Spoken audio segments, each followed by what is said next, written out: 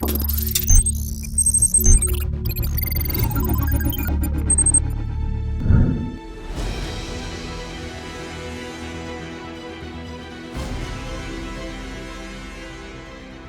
MG Hector has finally been launched. The Hector sells as the Baijun 530 in China, the Wuling Almaz in Indonesia, and Chevrolet Captiva in Latin America. It's a car that has evoked so much curiosity and intrigue, a new brand, a new proposition, new styling, and some new features to boot.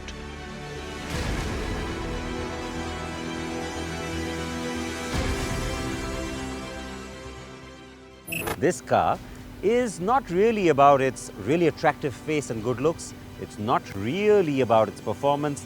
What it's really about is all the tech that's inside, because it does set new benchmarks.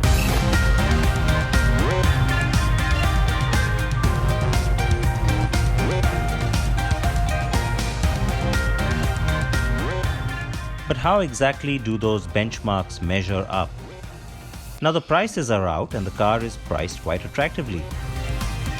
Better than what most expected, though not quite as aggressive as some had hoped. And here we are showing you a segment comparison and also one against the best-selling compact that the Hector prices also managed to attack. And that's the smaller Hyundai Creta. But those prices indicate that the closest rival, as we have been saying for some time now, is the Tata Harrier.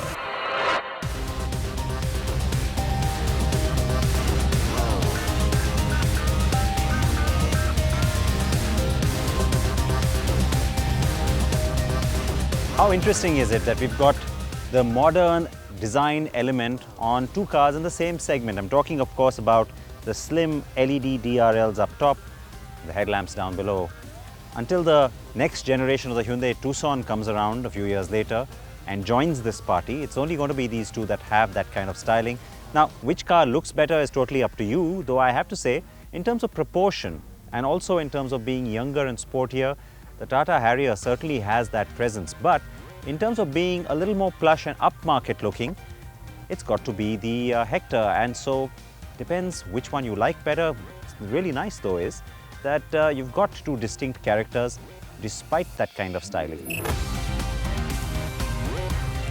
The Hector's small wheels do look odd proportionately, while the Harrier looks ready for action. Both cars get a gorgeous rear end though. The Harrier has been generating much hype and interest before its launch. Post-launch, things have been comparatively muted. Its styling is its biggest winning factor. And on the inside too, it does impress those who expect very little from Tata. But it's more in terms of what's listed on paper rather than the actual layout that will impress you.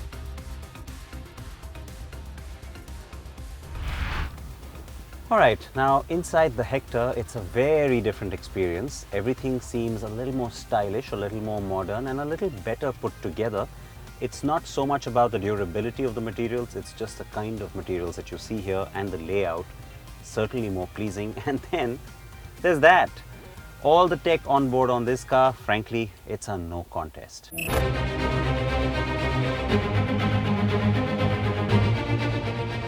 Yes, that tech on board is also shamelessly emblazoned on the car's body. A bit much, yes, but may work for some folks. So to get started, in terms of connectivity, you've got two options. You can hook up your phone, which is what I'm going to do. It's nice that you have actually two different USB points here, one just for charging and one to connect the smartphone to the interface. So can charge another phone, maybe your passenger can do that.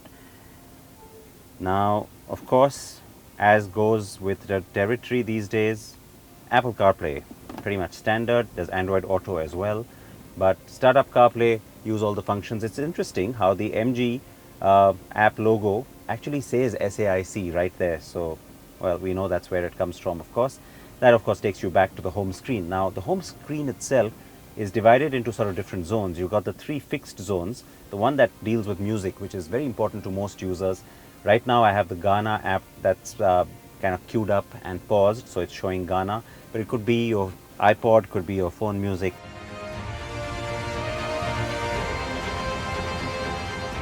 The little home screen button takes you back.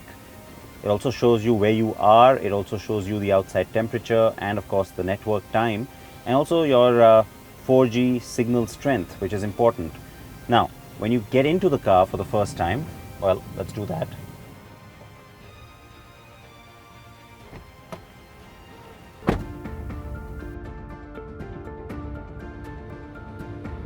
Welcome, Sid.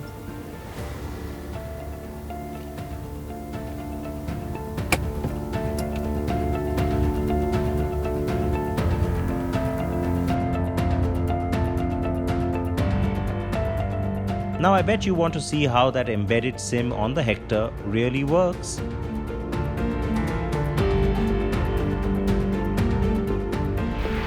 Alright, so now while that big screen and all the voice commands and the different apps, well, they pretty much take all your attention, there is another screen that I want to quickly talk about. It's the one down here in the middle of the instrument cluster. Now, we've seen virtual clusters, we've seen information display screens from many cars. The reason I like this in particular is, well, take a look at that. The interface, the kind of finish, the colors, the display, you don't get that even on a car one segment higher than this. Hello MG. Hi, how can I help? Find a Starbucks. I found more than one Starbucks. Which one would you like to pick? Number 2. Line 2. Okay, getting directions to Starbucks. And just like that, the TomTom navigation opens up, finds the route. You will arrive at your destination at 11:59. All set.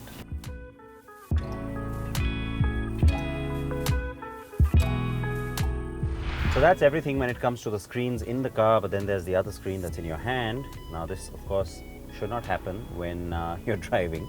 It's the MG iSmart app, and it is a whole bunch of things again that get controlled through the app. Now, the most important, besides all the different things like setting your profile and putting in your journey, so you can do that ahead of the time, sends that information straight to the navigation system that way. You can also geofence, and that means that you can control where the car goes when you're not in it, in the sense that if somebody else is using it, especially a driver driving your kids maybe, well, then you can decide what sort of radius the car should not move out of. If it does, you get a notification alert straight away. That's how geofencing works. So right now I've just put in a 35 kilometer radius fence, and yeah, it's already set. But besides all of that, you also have the remote controls. So when you're not in the car, you can actually lock or unlock it. You can open the tailgate, you can open the sunroof or close all of those things as well. And it also tells you what sort of driving range you have left. I have 574 kilometers right now. You also have a notion of how much fuel is left in your tank. I've got 81% fuel.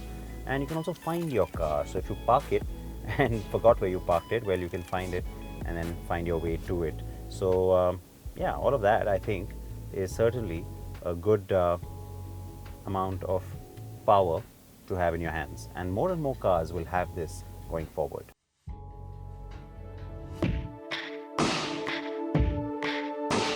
Wow, now that is a lot, you have to admit. Yes, the Hyundai Venue has already brought a lot of this to the market, but that car is a lot smaller and a segment down. Until Hyundai ups the ante on the bigger SUVs, namely the Creta or Tucson, and until the Kia Seltos arrives in August, the Hector has it made. The Tata Harrier also gets a touchscreen, a much smaller one, now with Apple CarPlay and Android Auto. It's a roomy cabin and the air conditioning, front and back, is effective. But that's it. Now the petrol Hector has the option of the hybrid. That's a mild hybrid system. It uses a 48-volt lithium-ion battery. The car I'm driving has it. And while you don't really have any apparent difference in driving terms, because, well, it's not like a typical hybrid where you see all of the different output in terms of electric power versus gasoline power. The difference here is that it actually helps things along on two counts. The first, of course, the obvious one, which is it makes the car more fuel efficient. How much more fuel efficient? Well, 12% more than the standard petrol. And the other thing it does, which is interesting, is it also stores some of the power that gives you extra torque when you need it. So especially if you're in a high-speed situation or a tough situation on a highway, or the car will sense that it requires that little extra burst of torque, and you get 20 Nm more torque when you need it. So that's the function of the hybrid system, and 12% more on fuel efficiency alone is enough to say that it's a good thing. But it's not the most electric drive, pardon the pun. The car handles poorly and has a lot of body roll at higher speeds. It will all seem pretty good in city usage though by comparison.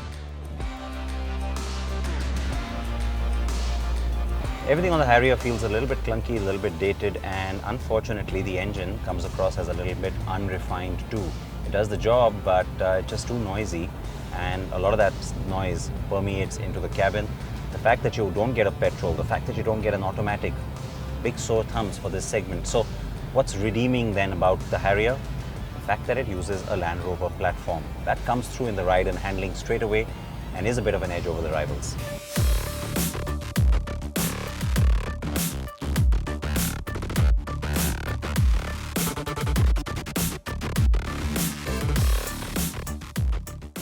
Yes, and that's why on the road is where the start of the difference between the cars shows up.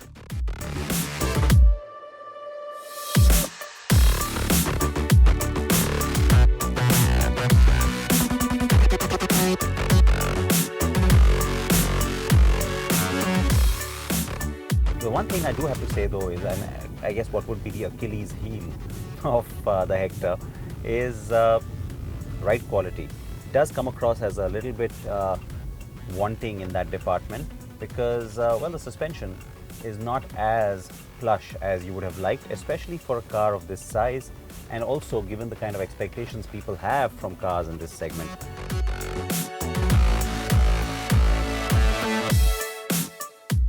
So then finally, the USPs on both are very distinct.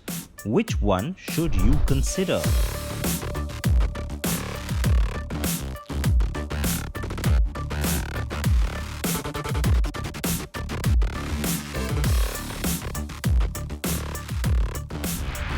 It's got the sex appeal, it's got the attitude. The Tata Harrier is certainly a car that's impressed us, especially when you compare some of the previous SUVs coming from Tata, no doubt about it. But just in terms of the equipment, in terms of all the features, the fact that you get a petrol, the fact that you also have the smart hybrid and you have an automatic option, the MG Hector, throw in those compelling prices and it just becomes an immediate winner.